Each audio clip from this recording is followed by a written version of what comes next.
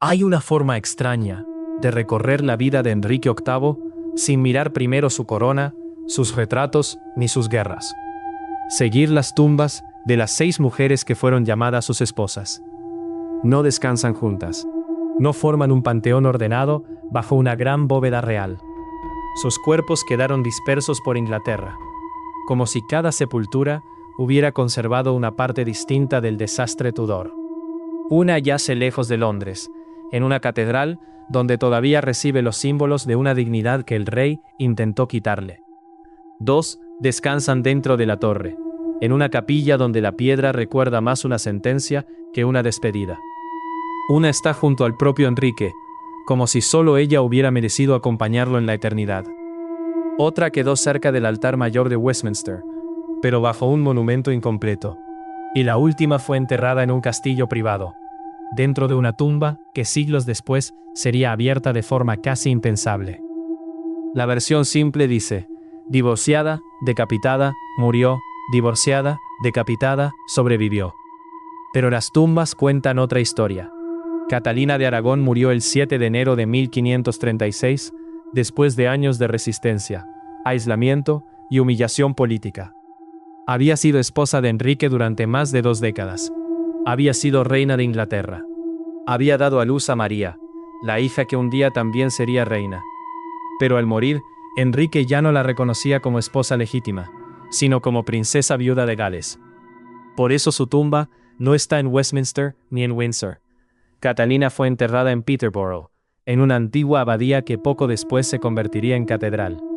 Y ahí aparece el primer secreto. La sepultura parece sobria, pero no está vacía de significado. Durante generaciones, muchos visitantes han dejado granadas, el emblema de Catalina, como una forma silenciosa de devolverle el rango que el rey intentó borrar. La piedra no grita, pero el gesto de esas granadas dice algo poderoso. Para muchos, Catalina no fue una esposa descartada. Fue una reina hasta el final.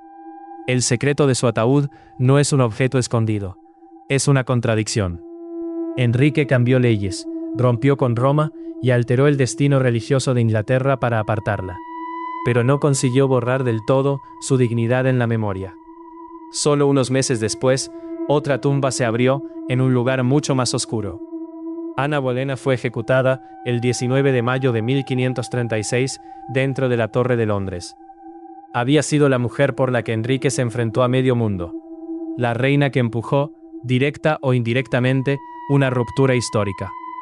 La madre de Isabel, aunque nadie podía imaginar todavía que aquella niña acabaría reinando. Su caída fue brutal. Fue acusada de adulterio, incesto y traición, en un proceso que muchos historiadores miran con cautela por sus intereses políticos y sus pruebas discutibles. Su matrimonio fue anulado. En términos legales, Enrique intentó convertirla en una mujer que nunca había sido realmente su esposa. Después vino el cuerpo. Ana fue enterrada en la capilla real de San Pedro ad Víncula, dentro de la torre. No hubo un gran funeral público. No hubo la despedida de una reina coronada. La misma fortaleza que la encerró se convirtió en su lugar de descanso. Y ese detalle transforma su tumba en una acusación muda. La capilla no guarda solo a Ana, guarda a otros ejecutados de alto rango, personas que cayeron cuando la política se volvió mortal. Su sepultura no celebra la majestad, recuerda la velocidad con la que una reina podía pasar del trono al cadalso. Pero la historia no terminó bajo esa losa. Con el tiempo, Ana dejó de ser solo la mujer condenada por Enrique y se convirtió en el símbolo de una paradoja. El rey la destruyó, pero su hija Isabel terminó heredando el trono. Entonces llegamos a Jane Seymour. Jane murió el 24 de octubre de 1537, pocos días después de dar a luz al príncipe Eduardo. Para Enrique, ese nacimiento lo cambiaba todo.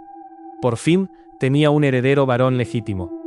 La dinastía Tudor parecía asegurada. Jane recibió lo que otras no recibieron igual: un funeral de reina y una sepultura en la capilla de San Jorge, en el castillo de Windsor. Su cuerpo fue llevado allí con solemnidad. María, la hija de Catalina, actuó como doliente principal. Y años después, cuando Enrique VIII murió, fue enterrado junto a ella. Este es uno de los puntos más reveladores de toda la historia. Enrique tuvo 6 esposas, pero eligió descansar al lado de Jane. La interpretación romántica dice que fue la mujer a la que más amó. La interpretación política mira el mismo gesto con más frialdad. Jane era la madre de Eduardo VI, el hijo varón que legitimaba la continuidad Tudor. Tal vez fueron las dos cosas, duelo y propaganda, recuerdo y conveniencia. Mira este punto. Bajo una misma losa en Windsor, Enrique quedó unido a la mujer que le dio el heredero que tanto buscó. No a Catalina, que resistió. No a Ana, que cambió el reino. No a la esposa que sobrevivió a su carácter. A Jane. Su tumba no es solo una tumba de amor. Es una declaración dinástica tallada en piedra. La cuarta esposa, Ana de Cleves, cuenta una historia distinta. Su matrimonio con Enrique fue breve y terminó anulado. Durante mucho tiempo se repitió que el rey la rechazó por no sentirse atraído por ella. Aunque la realidad fue más compleja. Alianzas europeas, retratos, diplomacia y un monarca cada vez menos capaz de tolerar frustraciones. Pero Ana hizo algo extraordinario para alguien atrapada en la órbita de Enrique. Sobrevivió con inteligencia. Aceptó la anulación, recibió propiedades, conservó una posición honorable y vivió como la llamada hermana del rey. No fue madre de un heredero. No reinó durante décadas, pero salió viva de una situación que para otras habría podido terminar mucho peor. Cuando murió en 1557, fue enterrada en Westminster Abbey por orden de María I. Su tumba se encuentra cerca del altar mayor. Tiene sus iniciales, símbolos de corona, leones y motivos de mortalidad. Pero hay un detalle inquietante. El monumento quedó sin terminar. Y ese inacabado parece hablar. Ana de Cleves fue la esposa que no encajó en el deseo de Enrique, pero sí encajó en la supervivencia. Westminster le dio una cercanía al corazón ceremonial de Inglaterra que muchas reinas habrían deseado. Su tumba incompleta recuerda que incluso la superviviente quedó a medio camino entre reconocimiento y silencio.